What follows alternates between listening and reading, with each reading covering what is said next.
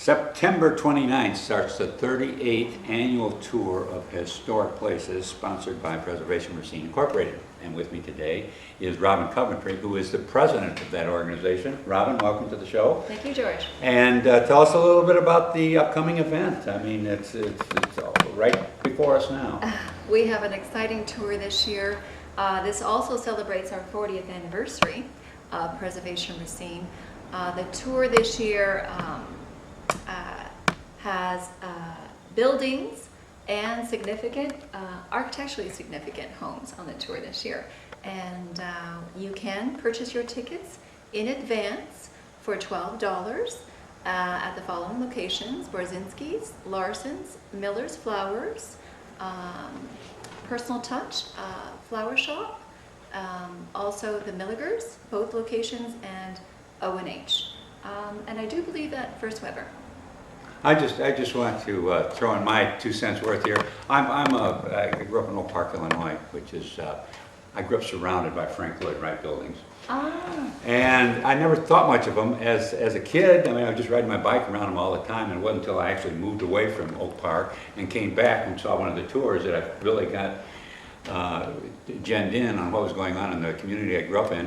And I'm up here in Racine, and there's one right on the route that I normally take on Main Street. There's a Frank Llyoyd Wright building, Well, which is undergoing some very interesting. That happens to be on the tour this year. Yeah. That is the Thomas P. Hardy House, and it has been recently, to date, restored beautifully. Still in progress, I might add. So September 29th, we welcome all of our Frank Llyoyd Wright enthusiasts, and I might have to get in that line for that one. Anyone interested in historic, significant, architecturally significant homes, please do come for the tour. All of the homes are very special. Cool. That's true. It's true.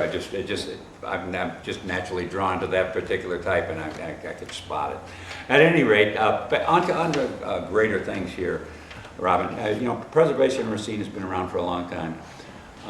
Since 1973. 1973. Mm-hmm. Almost as long as the Taxpayers Association, which I remember. But in Racine, you know, we've got some problems here with with the losing population and some other things that concern us economically. Do you feel like Preservation Racine can in any way contribute to our revitalization as a community, economically as well as just pure aesthetically? From a personal perspective, yes, I do. Preservation,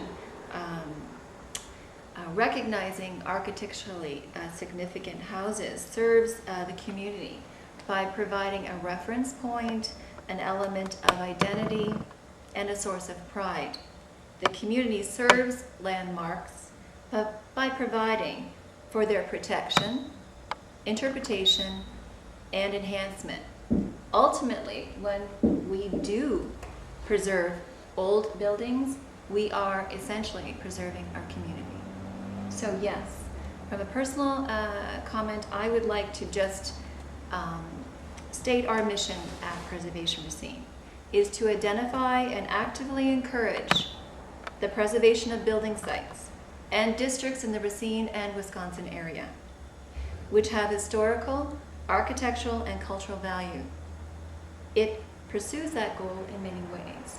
And recently, I just want to touch back with Mark Hertzberg just wrote a article in the Journal Times about a particular beautiful home, architect Edgar Tafel. And Edgar Tafel was a direct mentor, if you want to call it, or worked directly with Frank Llyoyd Wright. Okay. We here in Racine have a home on 4 Mile and Main Street, North Main Street, that the village of Wind Point have a battle with a particular family. And I encourage everyone to read that article. The article is named Family Village Battle Over Historic Home. And I want to emphasize historic home. The home is a Carl Albert house and it was designed by Edgar Tafel. I think we need to, as a community, work together collaboratively to ensure that these homes are saved and not razed.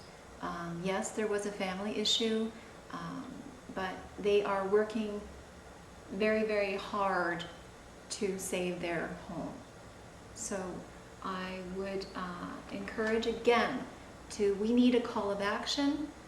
We need anyone interested in preservation or this home in particular, drive by and call the Village of Wind Point or email them, and let's work on this together.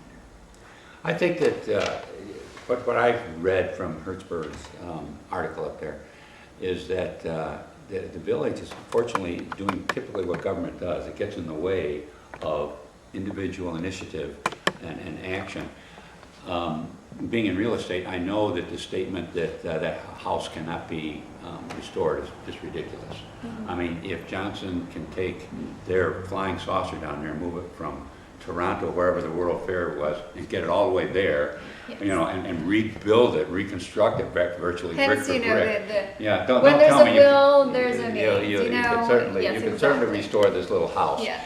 Now, but the thing is if we're going to see economic growth, and this is what many of the guests I have on this show emphasize, is that we've got to get the government out of the way. Don't ask the government to do it, just say get out of the way so that we can do it, and we can bring in businesses, and the private sector will just naturally do that. That's the way it operates. Well, when you say get the government to get out of the way, I think what we really need is to have the government with us.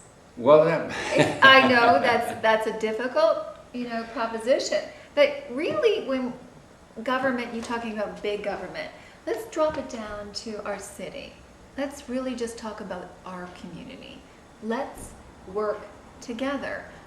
If the community does not recognize the importance or the value of what our architecture here in Racine is second to none in the mid, we should be embracing this wonderful asset that we have. Working together, the city should be working together. The village should be working with this family. Yes, it was in disrepair for I don't know the number of years. Don't quote me on that. But yes, but they recognized that they had a circumstance. So to date, right now, the house needs to be saved. Thank you. All right, there you got it, folks. All right, thank you, Robin, for being on the show. Excellent. And thank you, George. We're going to take a break here, and then we're going to come back with a moment of truth. So, thanks again. Thanks.